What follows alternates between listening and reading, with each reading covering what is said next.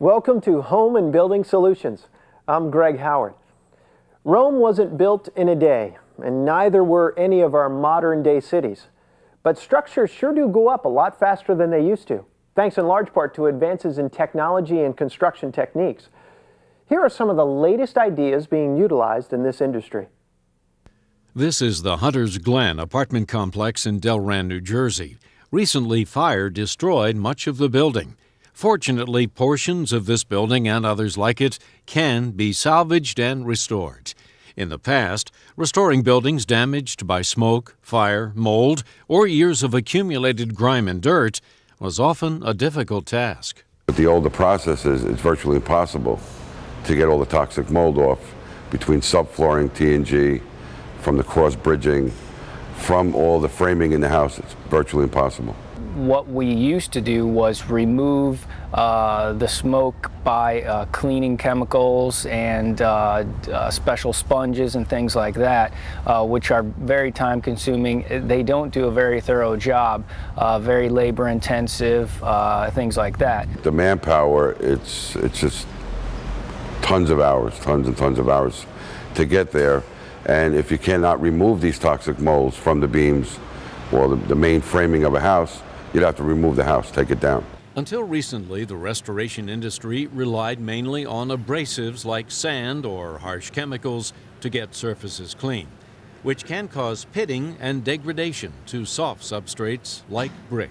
A lot of times, if it's not a thorough cleaning, the smoke odors and residues linger behind. There's a lot of heavy chemicals that are being used, which are progressively getting more and more environmentally friendly. And as they do that, they really don't work as well as the older chemicals. The historical company Church & Dwight was founded in 1846, and it's been an American institution now for more than 150 years. It's best known as the maker of the well-known Arm & Hammer products. One of the most important new tools for building restoration, called Armex, was developed here. It uses an old standard, sodium bicarbonate, also known as baking soda. In 1986, with the restoration of the Statue of Liberty, there was a need to clean a coal tar resin from the interior surface. The interior of the statue was very close quarters. It was difficult to use chemicals, and traditional abrasives like sand and aluminum oxide were just too hard for the delicate skin. The engineers at the site thought perhaps they'd try baking soda, and they contacted Church & Dwight. The chemists and scientists at Church & Dwight worked to improve its flowability by differentiating the particle sizes so that you would have a uniform particle size, and by adding flow aids to it. And that was the birth of the Armex product line. The superior properties of Armex include its softness compared to harsh abrasives, its ability to deodorize, its ability to resist moisture during use, and its water solubility in the waste stream. It's also non-toxic.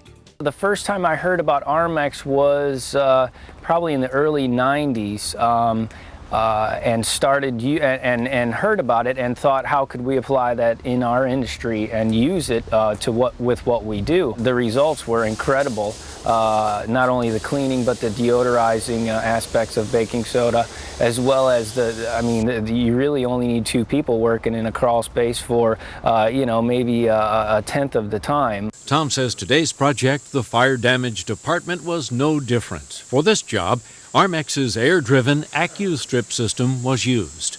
There were some modifications made to the cone, to the media valve itself, so that Armex runs very lean, using at the most 2 to 3 pounds of abrasive per minute. This is very different than conventional type blasting equipment. In a normal residential attic, it may take the old way with cleaning sponges, chem sponges, and labor and crawling around up in the attic. Probably would have taken 3 or 4 people at least 4 or 5 days, and the end result would not have been very good. And then what we would have generally had to do was spraying encapsulants and things like that to lock in the stuff that's left behind. With baking soda cleaning, it may take an 8-hour shift for 2 guys to blast it, and really those heavy encapsulants and deodorizers would not be required afterwards. Not to mention the result just looks so much better. The other process that can be used is called the WADU. That's a Water Assisted Delivery Unit. It's a very simple attachment to a pressure washer, which can deliver a stream of Armex baking soda abrasive into the water stream and greatly enhance the effects of the water.